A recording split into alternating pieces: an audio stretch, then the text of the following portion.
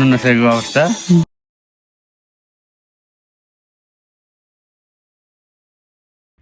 So हाम्रो गोसाइकुण्ड दर्शन पनि भयो। चिप्लिन्छ है दाइ तल। अनिल सर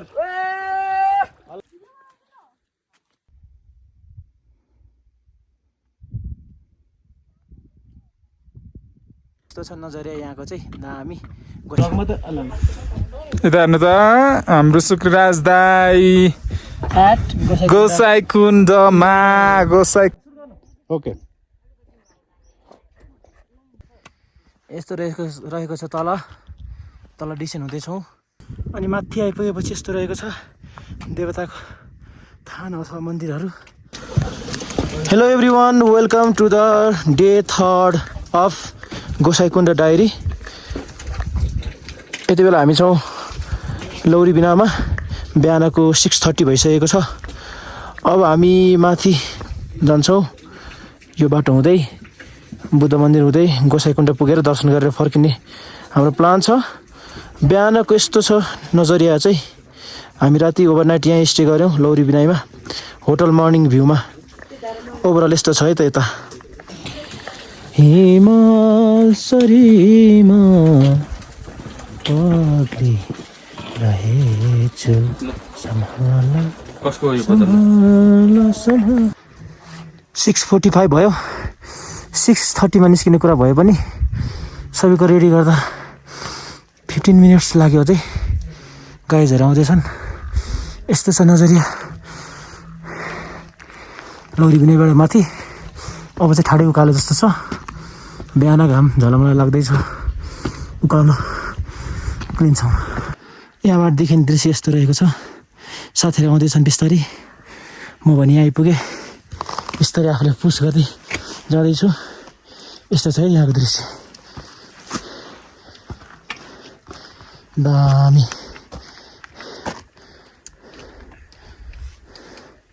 यो माथि चढेर जानुपर्ने छ।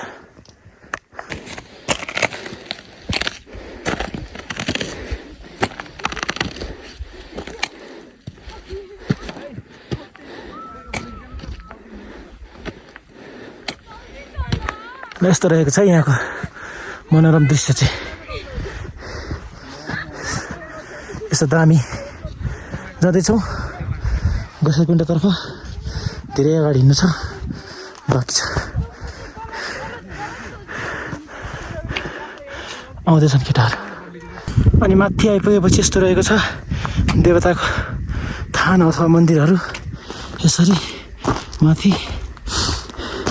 यस्तो छ। हिँड्दैछौँ। घाम झलमल लागिसकेको छ। 7:25 भइसक्यो। जाँदैछौँ।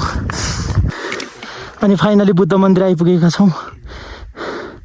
अलमोस्ट 50 मिनट्सको स्ट्रेट हाइक पछाडि बुद्ध मन्दिर आइपुगेका छौँ। योभन्दा माथि झन् ठाडै उकालो छ भन्न सुन्नमा आएको छ।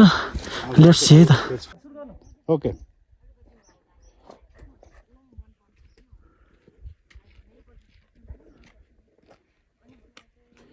मार्क्स खोल्नु ल। यसरी हाम्रो यो बुद्ध मन्दिर चाहिँ 4165 मिटरमा अवस्थित रहेको छ। अब यहाँबाट गोसाइकुण्ड जाने देखाइरहेको छ 1.2 आवर्स। ल माथि जान्छौँ है त। यहाँको अवस्था चाहिँ मेरो अवस्था चाहिँ पुरै स्यास्या भएर गाह्रै छ।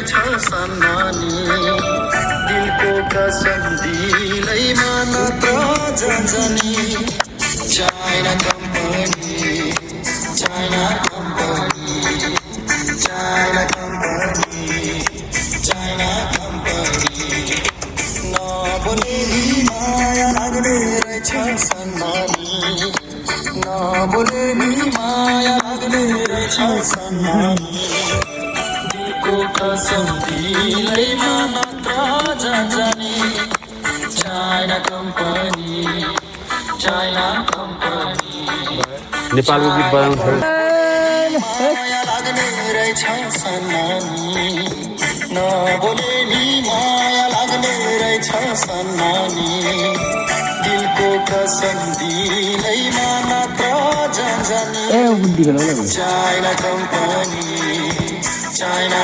Company China company China company मेरो मन झुल्यो तिम्रो मनैमा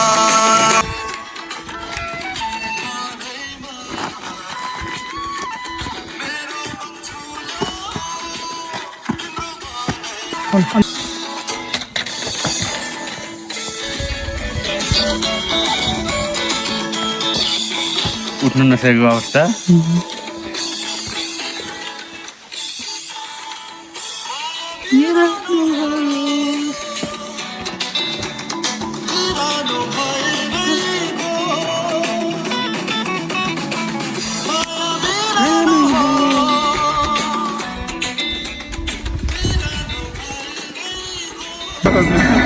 हेलिकप्टर यता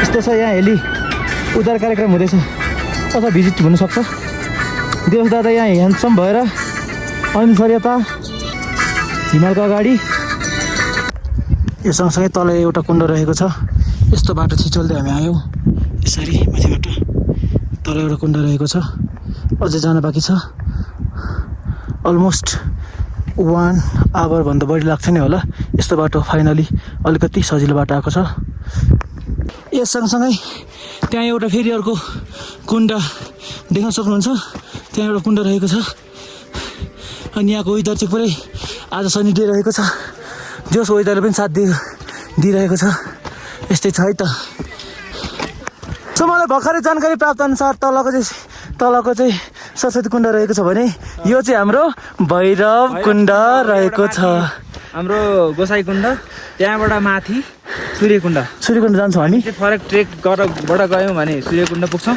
तर हामी आज जान सक्छौँ नजान सक्छौँ एकदम दाई हाम्रो शुक्र दाईलाई चाहिँ एकदम धेरै धन्यवाद सो फाइनली हामी आइपुगेका छौँ गोसाई कुण्ड त्यहाँ हामी देख्न सक्छौँ गोसाई कुण्डको बोट होर्डिङ बोर्ड लगाएको छ हामी बिहान 6:45मा हिँडेको लौरी बिनाबाट रेस्ट गर्दै आइपुग्यौँ फाइनली गोसाई कुण्ड ल अब हामी भ्यू हेर्छौँ है त so height of Gosai Kund is 4380 यस्तो रहेको छ है त ओभरअल गोसाई कुण्डको भ्यू अब हामी कुण्डमा जानु त बाँकी नै छ यस्तो रहेको छ यस्तो 360 सो फाइनली हामी गोसाई कुण्ड आइसके पछाडि अब हामी जान्छौँ कुण्डमा घाम चाहिँ झलमल लागेको छ एकछिनपछि घाम पनि जाने कुरा छ त्यही भएर हामी क्विक सक्छौँ भने स्नान गर्छौँ होइन भने शुद्धता भएर शुद्ध फिल गरेर फर्किन्छौँ होइन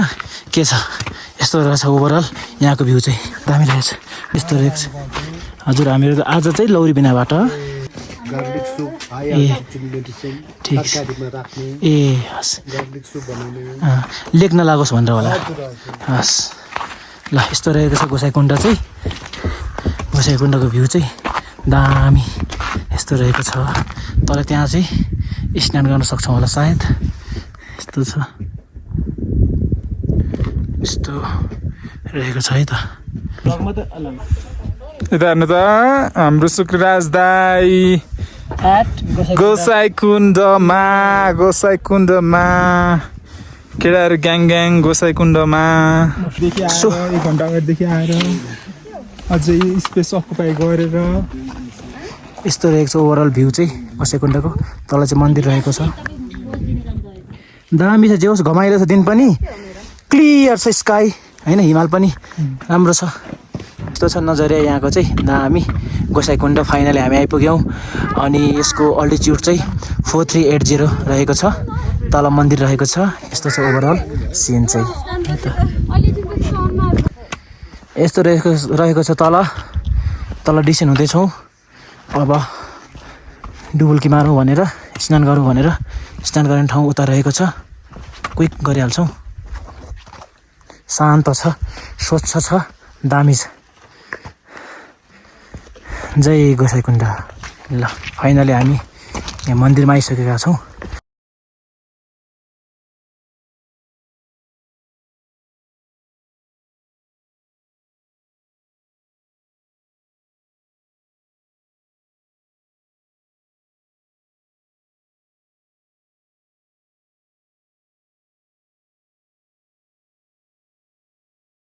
ल अब चाहिँ म तल गएर स्नान गर्न गइरहेको छु यहाँ यो कलशमा जल पनि भरेर ल्याउँछु अनि यता पूजा गर्छु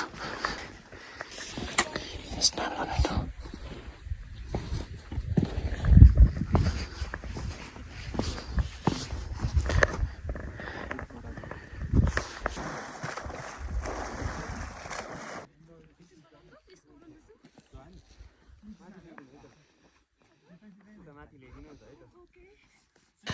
स्नान गरिसक्यौँ हामीले चाहिँ यहाँ अरू स्नान हुने कार्यक्रम हुँदैछ यस्तो छ है ल अब स्नान पनि गरियो अब यहाँ जल भरेर यहाँ पूजा गर्छौँ गोसाइँकुण्डमा एकदमै स्वच्छ धार्मिक स्थलमा पूजा गर्छौँ अनि त्यस पछाडि हामी लागिहाल्छौँ डिसेन्ट हुँदै जान्छौँ फर्किन्छौँ है त यस्तो छ यहाँको अब हावा चल्न थालिसकेको छ दिवस पनि एकदम चिसो मानेर अब टोपी लगाइसकेको छ केटाहरू अल सेट टु मुभ